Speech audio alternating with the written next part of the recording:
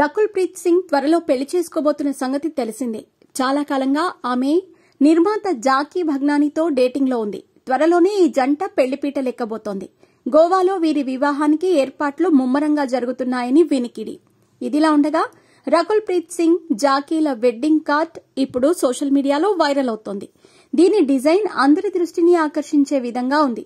కార్డుపై Rakul and Jackie అని print చేయడాన్ని మనం గమనించవచ్చు. తెలుపు, నీలం రంగుల కలయికలో ఈ వెడ్డింగ్ కార్డుని డిజైన్ చేయటం జరిగింది. గోవాలో రకుల్, జాకీల పెళ్లి జరగబోతున్న సంగతి తెలిసిందే. గోవాలో ప్రత్యేక ఆకర్షణగా నిలిచే బీచ్, కొబ్బరి చెట్లు, వాతావరణాన్ని తలపించే విధంగా కూడా ఈ వెడ్డింగ్ కార్డు ఉందని చెప్పొచ్చు. 3 రోజుల పాటు రకుల్, జాకీల పెళ్లి సంబరాలు జరుగుతాయి. సవ్యసాచి, తరుణ్ తహిలియానీ, మనీష్ మల్హోత్రా వంటి ఫేమస్ డిజైనర్లు తయారు చేసే కాస్ట్యూమ్స్ లో ఈ జంట కనిపించనుంది.